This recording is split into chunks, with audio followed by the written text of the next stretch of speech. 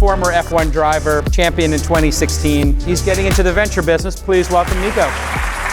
They started the season with 20 drivers, and they would end the season with only 18 of them left. Wow. What was the craziest you've ever been involved in? Well, my rival was my teammate. So unfortunately, it really becomes like an enemy in a way. What were your first few deals? 11 Labs, for example. Holy shit, good for you. This used to be an extremely dangerous sport. You had people dying every year in these tiny little cars with no roll cages, etc. But over time, it's become incredibly safe. The number of people dying went from, a couple dozen a year in the 50s, 60s, 70s, and now it's gotten incredibly safe.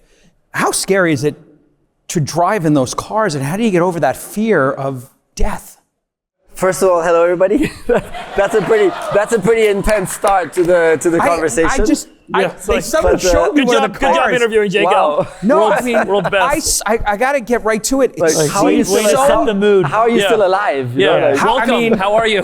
Why haven't you died yet, Nico? I looked at that car. Justify yourself. Yeah. Why is there no canopy on it? Why is your head exposed? It's so crazy what you're doing or what you did. So no, you're absolutely right, and I know better than most people also because my father actually was a Formula One racer. Yeah, and he was racing. A world champion. And a champion. I didn't want to say, but yes, he was also a world champion. But you were, sorry, I asked you backstage, you're one of only 2 father-son world champions of all time. Yeah, that's right? true, yeah. Pretty incredible. Which is very special. So, your dad's out there racing, you're at home with mom, I assume. This has got to be terrifying to watch your dad do this. So in his day, they started the season with 20 drivers, and they would end the season with only 18 of them left. So it was a 10% chance, more or less, that you wouldn't make it through the season, which is that's crazy. Wow. I mean, then if you do an 8-year career, what are your odds? That's not looking very good. So there, to your point. Yeah, it was the death every 100,000 miles. Now it's a death every 6-7 million miles. I was very lucky because by the time I came in, they had carbon fiber chassis. They have a roll hoop now, and this protection, this halo around your head, which recently saved a couple of lives in the last 5 years. Because Max Verstappen, who's now the 4-time world champion at the moment, he landed on Lewis Hamilton's head in Italy with the full car, and it was this halo that saved Lewis Hamilton's life. So we're very, very lucky how the sport has progressed with the safety. How did you start driving? How old were you? Because I didn't realize yesterday I go into the suite that we have and they say this kid is 18 years old as a driver. I had no idea that kids that young were driving. How old were you when you started? And at what point did you start to become competitive? So it's a bit like with every sport that you have to start very, very young. Yeah. I was 6, started go-karting I was 6, and then racing 10 years old. Now they start racing when they're 8 years old. So Antonelli, who was on pole position yesterday, the 18-year-old, he started racing, he was 8. He was in my go-karting team when he was 12. So I know him very, very well. And he is a generational talent. But it's very early for him because he's only 18, and he took over the car of the greatest of all time. Lewis Hamilton left Mercedes to go to Ferrari, and Antonelli took this car from Lewis Hamilton. That is insane pressure. Answer this question if you could. You said generational I'll try my best. So if we had to design some kind of a model, could you define the features that he had when he was 6, 7, or 8 years old that could have predicted how good it was? Is it the midichlorian? So is it the what?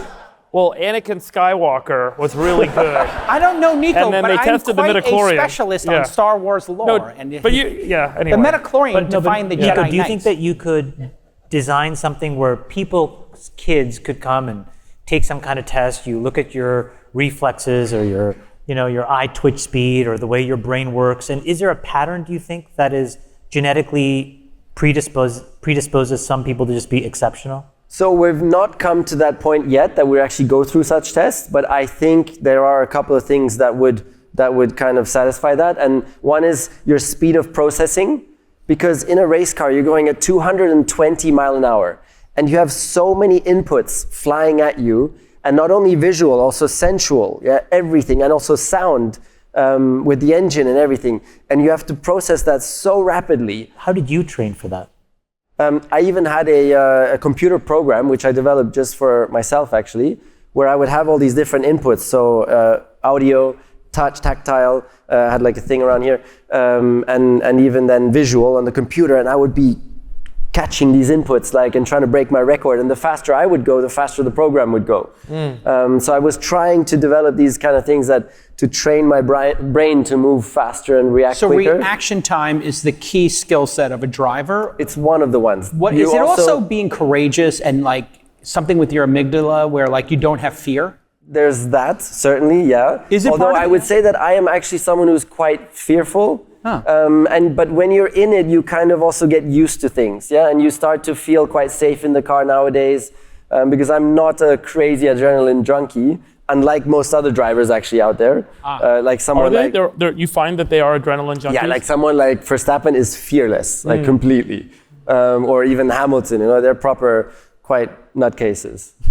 So the paths are a little different for everyone. Yeah, there's different. So there's a different recklessness to the personality type. There is a. Then of course there's hand-eye coordination. So to your point, Chamath, for young kids, probably there's a high chance that you put a tennis racket in their hand, they'll also be pretty good very, very quickly. Right. And it's a similar set of skills. Right. Can we shift and talk a little bit about the business of Formula One? I mean, we were talking backstage before the show a little bit, and you shared some of the anecdotes about some of the valuations and what's happened over the last decade and a half. Maybe you can, just kind of paint a picture for us on how this has evolved as kind of a business and where things sit today, where they're headed, and what's driven that? Yeah, so I'm a venture capitalist myself, and that's why I'm very interested in the business side of sport. And F1 has gone through such an incredible inflection, and there's a couple of factors that have come into play. They brought in budget caps for the teams. So the teams were spending just on their car development north of 200 million a year.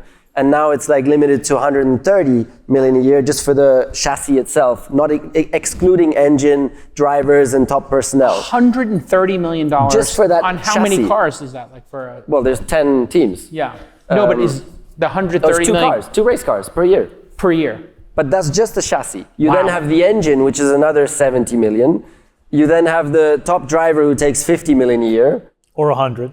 No, 100, no. That was the Verstappen rumor to go Yeah, to. on plus marketing, plus, you get to maybe 70, 80, yeah. So fielding a team is how much? Fielding a team is around, you get close to 300 million. Wow. Yeah. But you're saying that the budget cap allowed everything to kind of Yes, be constrained. because so the budget cap brought in this cap for developing the chassis to 130. Then suddenly Netflix also came in. And Netflix has just made the sport so much more popular. It's unbelievable. So that just series in the US, really changed the landscape. Just in the US, you've gone from, in the last couple of 6 years, 20 million fans to 50 million fans. It's more than doubled, only in the US alone. What do you think Netflix did right? So Netflix, the owners of F1 are Liberty, which is a US, right? It's a US-based company. And they did very well. They opened up social media. The new generation of drivers are really social media savvy and are the fan base is 40% women in America. How many women here today are F1 fans? Loads, there we go. Okay, not too bad. Are all the drivers as good looking as you or no? No, I don't want to go into that kind of. Don't Me Too yourself in Miami. So the audience blew up. The audience has blown up, and you asked me, what did they get right? What did they get right? So what did they get right? The Netflix show, for those of you who've seen it, it's like a reality TV show. It's not just a sports documentary hey, this guy won here, but they manage to capture these personas behind the scenes, and you really get to see the human beings behind the sport, and that's very special. And they tried to replicate it in other sports, I think golf and tennis, and it didn't work out as well. Because I think they got a little bit lucky also that here, quite a few characters allowed them and completely opened up and allowed Netflix to capture the real intense behind the scenes moment. And it's just fascinating to follow. Yeah. So that's what worked so well. Because before, if you come in as an outsider, I had this experience, what team are you, who you support? I'm not really sure, but once you get to know the personalities, you have a vested interest, you have a history, there's something that you can contextualize. Let me just end on the business part. Yes. So teams like 10 years ago, F1 teams were like worth $150 million. Yeah, and they would lose 50 million a year. And now the top teams go for $5 to $6 billion 10 years later.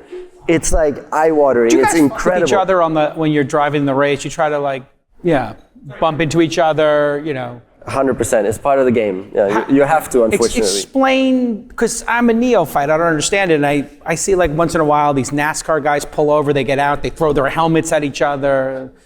They get really upset. They seem like hillbillies. You guys seem like a bunch of Europeans, and like, you guys seem like you're fancy, like a little more elegant. What do you guys do? Do you guys like spray Veuve Clicquot on each other or something? How do you guys mess with each other? Nico wouldn't watch his feet. We had one guy push. It was Verstappen pushed the other guy, and he got like 1 week of community service. So shoved him. That was as far as it went. That's as far as the physical. But when you're in the car, it's fierce. It's fierce. So take us through. Like, what was the craziest shit you've ever been involved in, altercation-wise? Well, my rival was my teammate. My rival was Lewis Hamilton at the time. We were both racing for Mercedes. Any Lewis Hamilton fans here today? A little bit. Okay, some here. Good.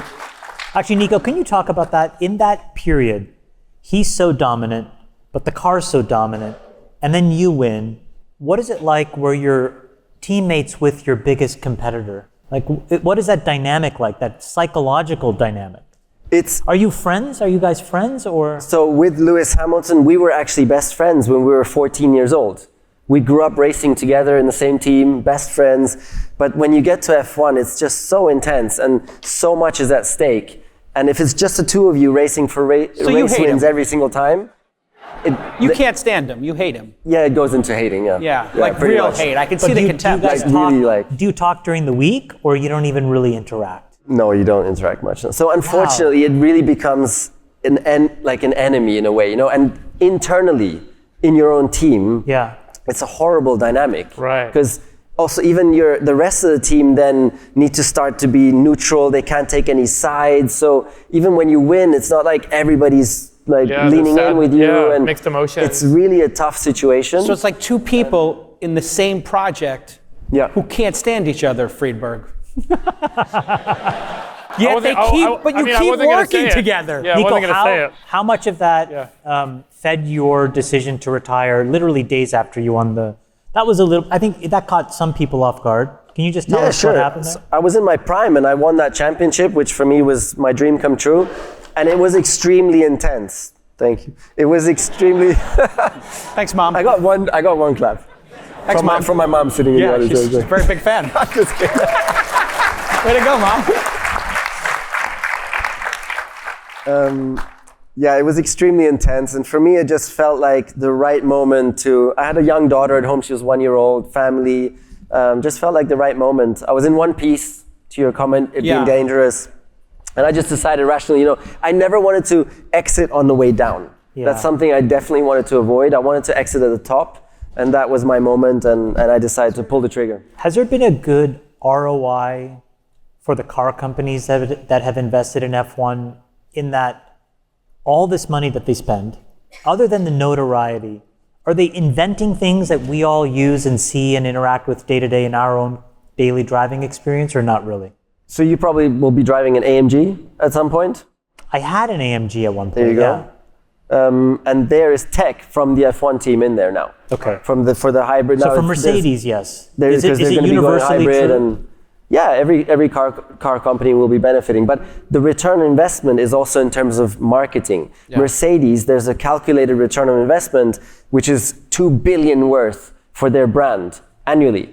And they don't actually invest money anymore because the team is profitable now. Right. Oh, wow. And highly profitable. Like these teams make $200, $300 million in profit every year. So they now have $6 billion valuations. Have we kind of peaked from your point of view? Is the market and the valuation curve still being climbed? There's still a lot of upside at the moment because this growth has just happened in the last 5 years. Yeah. And there's still, even America, there's still loads of growth potential, more races, there's licensing. The sport hasn't really even tapped into that yet. Do you think there's something about sports that are kind of more tuned to the way our brains now operate in a social media world, like a fast-paced world, like, golf became live. I mean, live really kind of changed the face of golf. There's now baseball's obviously dead. I mean, MLB's been on the decline for years in the United States. Not saying anything negative about baseball. I'm just saying that the viewership is going down. No. But- There's a lot of games, but and there's it's also these slow. conversations about basketball, the NBA. Well, I'll tell you this crazy anecdote. I was a co-owner of the Warriors. I sold 2 years ago. A friend of ours, is in the market for a sports team. And he went to Europe to look at a bunch of soccer teams. And then we were all having dinner. And his bankers produced this study that showed exactly this problem, which is young people, their attention span is shrinking. As it shrinks, there are certain sports they just cannot watch anymore. Cannot watch. And it's totally correlated. The negative viewership in baseball, the increase in the use of clips. So people are willing to watch baseball clips. They will not watch a baseball game to save their life. People will watch basketball clips. They won't watch basketball The games. NBA's moving to clips, yeah. And so it's this weird construction, but in some ways, F1 is very set up for this already, naturally, right? People don't really watch the whole sport as much as they want to watch clips, I'm guessing. It's not that long. What are you trying to say? Our sport How is, long are is you- this race on are site you now? trying to say our sport is boring or what? It's never How many boring, hours and is it's not this? that long. I mean, that's the No, thing but about it. you guys Yeah. also have a lot of data telemetry. Like you can feed that kind of anxious mind. And there's no breaks. It just goes. I'm not sure if you have a point there, unfortunately, but Pretty But diplomatic. what I was just trying to what move I- the conversation. no, what I can say is that our sport has like the highest engagement rates across all sports, Right. even comparing to NBA and everything. But why is that? I think there's just a huge hype at the moment, and maybe maybe a little bit. It is fast pacing. There's incredible action scenes, Yeah. like thrilling action. There's huge crashes. Did you not So want to get maybe in the there is a point business? Given your knowledge and your experience, you didn't want to be in the, because you now have transitioned into venture capital. How did you make that decision versus working in the business of Formula One? Oh, great question. Because, that's a good question. So in Formula One, what jobs would have been left for me now after driving would be, for example, running a team. But running a team is 24/7. Like you need full commitment. You need to move to the UK. All the teams are in the UK. It's a full life dedication. And I've done that. Been there, done that. Now I want more freedom in my life to define my calendar and everything and be at home more. And so that job, for example, would not be a possibility and not something I want to do. And then beyond that, you can be a driver manager, but even there you need full commitment. So tell us about this transition then to tech and investing and venture, and what was that journey and what attracted you to that? I was always inspired by people like Elon Musk, who obviously you were talking about before, and those achievements that you have this idea and then you achieve something which has impacts like millions of lives. I just found that fascinating. So I always just wanted to pursue that path. So I started investing as an angel investor. Oh, and hold now, on a second. Oh, Take it easy. the angel investing. Whoa. What are you doing after the show? Did you Did you ever have read the book Angel? It's a phenomenal It's in book. 12 languages. Yeah, I'll sign a There's a copy book for called you. Angel. It's 84 pages long. What were your first few deals? 11 Labs, for example. Holy shit, good for you. Pretty good. Okay. Yeah, that's gone really well. How did you find that? How did that come come about? about? I mean, I'm really putting an effort into this community as well. I'm spending a lot of time in Silicon Valley, meeting everybody, and also connecting to the European corporate landscape. So I'm bringing customers, revenues, connecting, building bridges, because there's a unique angle that I can bring, thanks to my sports past. So I've just built my way into it and built a reputation, and then you start getting the opportunities. What themes, Nico, have you invested in that today you would not invest knowing what you know today? Not the ones that have worked. That's the flying taxis, the Vittles, for example. Lilium was in it? Germany was leading the way on those. You have Joby, for example, Joby Aviation, which is probably currently best positioned in the US. But Germany was leading the way with two horses in the race, and both of them have run into trouble. One is bankrupt, one was both bankrupt, I think. So that's something that then in hindsight, you of course... If you had read the regret, book, but- you would have known hardware is hard. Right, I would have avoided that. Yeah, you I should have listened to you. You should have gotten huh? that chapter. I should have listened to Get you. a highlighter out. Hardware is hard. It And can hardware work. is even harder now Yeah. with the tariffs. I'm Yeah. hearing now, like I have I invested also in a cyber e-scooter here in New York called Infinite Machine. And now with the tariffs, because the supply chain is so brittle. concentrated in China, it's a complete mess. Yeah. Nico, what about the political landscape in Europe? There was a pretty important election in Germany. It seemed to kind of go down the middle. What goes of Europe? What's happening in Europe? The investability of Europe, the ability to do business in Europe. What do European industrial businesses do? There's a ton of skill. There's a ton of cash. When you talk to those folks, what do you tell them? I know you are very, very bearish on Europe. You wouldn't put a dollar there, but is that correct? Well, no, for sweaters and wine, he puts much more than $1. That's true. Pretty prolific. It's a really good question. I actually think And industrials... yacht charters, right? Yes. Industrials, I would. Industrials, I think there's tremendous skill. Yeah. Outside of industrials, I think it's hard. Yeah, so we have the problems with regulatory frameworks being way too cumbersome. We have the geographic fragmentation in Europe, which is very different to the US. Politically, it's really, quite in a bad place at the moment. And so, yeah, I understand. But at the same time, as you said, talent density is insane. The universities are some of the best in the world. So that's where our hope is in the next generation that's coming now. Stick to the Nordics. And the Nordics are very Stick to the powerful, Nordics. yes. But That's also also in the Germany. Spotify. I'm Chapter German. 4. Yeah, a little bit in So Germany. there's a lot of hope still. Yeah. Hey, what's your daily driver? Daily driver is a Porsche. A Porsche. Yeah. And then when you're with your daughter, I don't know how old she is, but you ever like pull some tricks and like, is she like, hey, Dad? No, she shouts, "Drive slowly, Daddy." Really? I'm not allowed to drive fast with her, no. Terrified, which is fine. Which is fine. You don't want her to get into the family business. No. What Okay.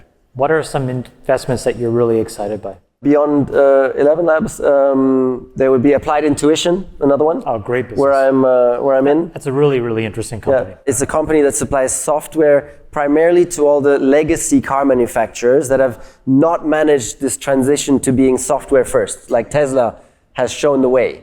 And this It's like scale AI for automotive in some ways, right? for part of the business. Yeah. Yeah.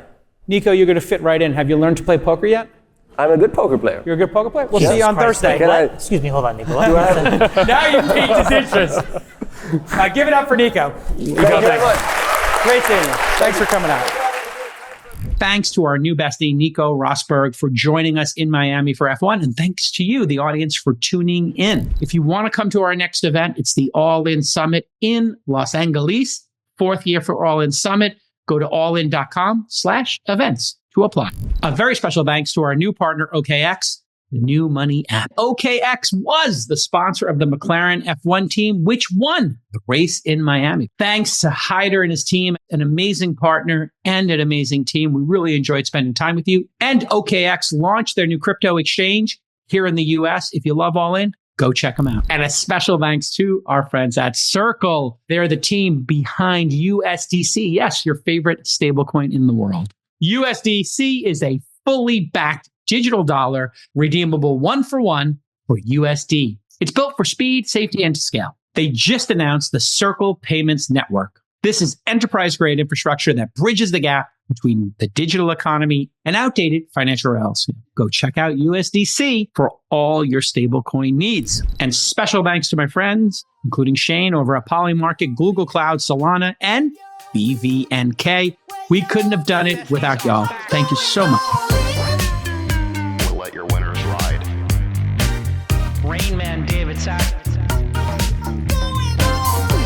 And instead, we open source it to the fans, and they've just gone crazy with it. Love you, Besties. Queen of Quinoa.